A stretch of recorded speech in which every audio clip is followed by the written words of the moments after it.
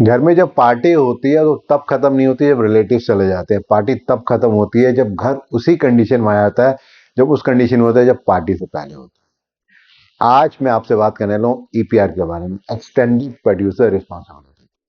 जब तक ये वीडियो समाप्त होगा आपको समझ में आएगा ये होता क्या है, क्यों ये इंपॉर्टेंट है, किस तरह के चैलेंजेस हैं जो इंडस्ट्रीज में फेस कर रही है और किस तरीके से एक्सटेंडेड प्रोड्यूसर रिस्पॉन्सिबिलिटी को इफेक्टिवली इम्प्लीमेंट कर सकते हैं।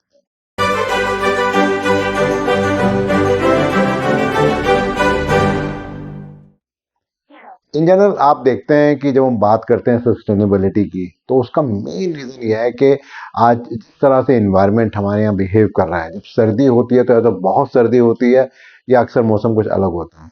बरसात में अक्सर बरसात नहीं होती, गर्मी पड़ रही होती है या बरसात बहुत ज़्यादा होती है।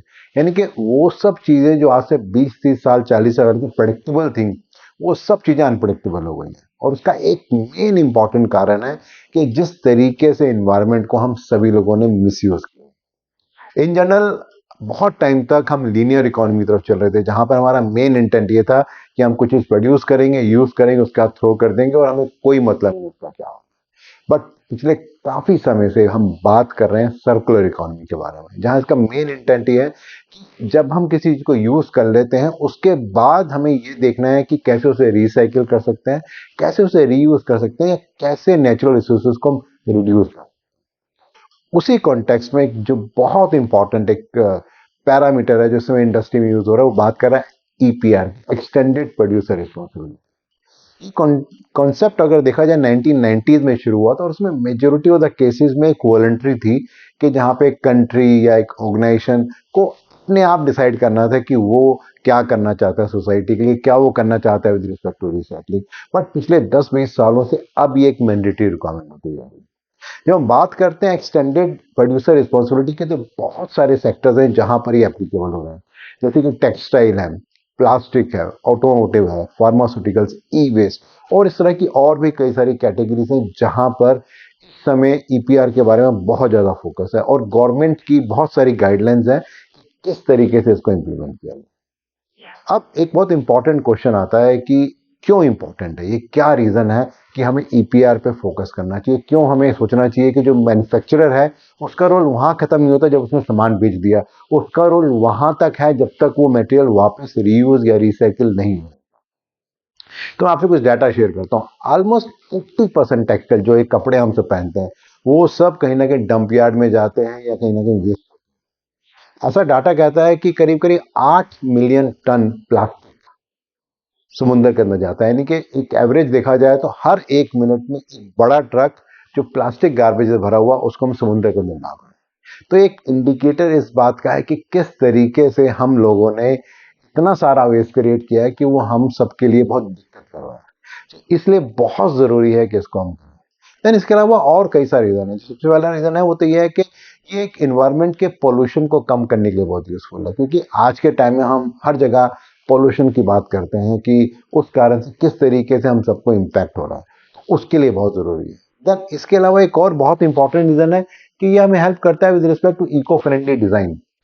आपने देखा होगा आइकिया के जो फ्लैट मॉड्यूलर पैकिंग है वो एक तरह से हेल्प कर रही है इंडस्ट्री को, किस तरीके से मटेरियल को हम जल्दी मूव कर सकते हैं, ट्रांसपोर्ट कर सकते हैं, और एक अलग तरह का एक सिस्टम शुरू हो गया।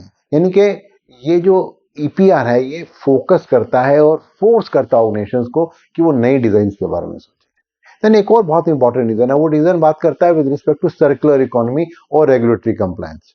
क्योंकि जब तक हम ये नहीं सोचेंगे कि किस तरीके से हर चीज को हम बार बार यूज कर सकते हैं, या जब तक हमारा फोकस ये नहीं होगा कि कोई गवर्नमेंट की गाइडलाइन है उसको हमें फॉलो करना है, तब तक हम कभी भी इसको नहीं। अब इसके बाद एक अगला इंपॉर्टेंट एस्पेक्ट आता है कि कैसे करें हम ईपीआर का इफेक्टिवली इंप्लीमेंट। तो इसके कई सारे एस्पेक्ट हो सकते हैं उसको समझने के लिए। सबसे इंपॉर्टेंट चीज जो सबसे पहली बात है वो है पॉलिसीज एंड रेगुलेशंस, कि जब तक किसी देश में गाइडलाइन नहीं बनती तब तक कोई भी इसको फॉलो नहीं करता, क्योंकि हमेशा हर आदमी सोचता है कि मैंने एक काम कर लिया अब मेरा रोल खत्म हो गया। बट अगर मैं बात करूं कि जो वेस्ट पैकेजिंग के बारे में है, जो इंडिया में जो एक्ट बना है 2016 में, वो बहुत स्ट्रांगली इस बारे में बात करता है कि जो भी packaging material, plastic packaging material है, उसको में कम से कम 30% हमें रीयूज करना है, और अगर वो नहीं कर रहे हैं तो उसके लिए बहुत सारे पेनल्टी है। इसी तरह से बहुत रिसेंटली आपने सुना होगा यूरोपियन यूनियन ने डिसाइड किया था कि जितने भी मोबाइल्स हैं, लैपटॉप्स हैं, ये जो भी इस तरह के इलेक्ट्रॉनिक इंस्ट्रूमेंट जिसे हम चार्जिंग करते हैं, वहाँ पे सी टाइप चार्जर हमेशा मिलेगा।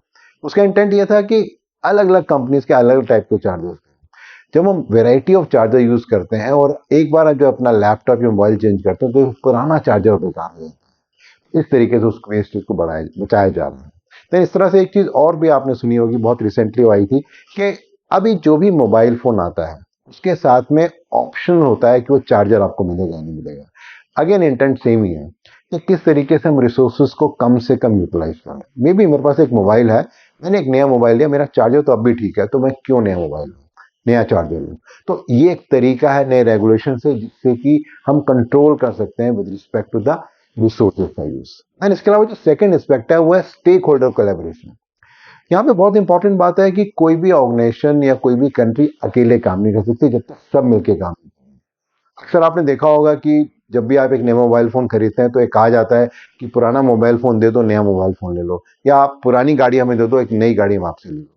तो उसका इंटेंट सिर्फ ये नहीं होता कि वो कंपटीशन को बीट कर रहे हैं, उसका इंटेंट ये भी होता है कि क्या उसको हम रिफर्बिश करके दोबारा इस्तेमाल कर सकते हैं, मे भी क्या उसको हम रिसाइकिल कर सकते हैं, क्या उसके अंदर जो प्रीशियस मेटल है उसको हम निकाल सकते हैं। तो ये सारे फैक्टर उसके अंदर आते हैं। देन एक और तरीका जिस तरीके से इसको हम इफेक्टिवली इंप्लीमेंट कर सकते हैं वो है with respect to the infrastructure development. आपने देखा होगा आज के टाइम में सारी दुनिया में इंक्लूडिंग इंडिया में जो व्हीकल स्क्रैप पॉलिसी उसको इम्प्लीमेंट किया जा रहा है। उसका अगेन इंटेंट ये है कि किस तरीके से वो सब व्हीकल्स जो हम स्क्रैप कर रहे हैं उनको किस तरीके से हम रीयूज कर सकते हैं, उसके मेटल को, उसकी बैटरीज को, उसके अंदर जो भी प्रीशियस मेटल है उन सबको हम किस तरीके से इफेक्टिवली इस्तेमाल कर सकते हैं। देन एक और तरीका होता है वो है with respect to awareness and education. बहुत तरीके से गवर्नमेंट्स एंड ऑर्गेनाइजेशन अवेयरनेस कर रही है, लोगों को बताने की कोशिश कर रही है कि क्यों इंपॉर्टेंट है सस्टेनेबिलिटी या एनवायरमेंट को।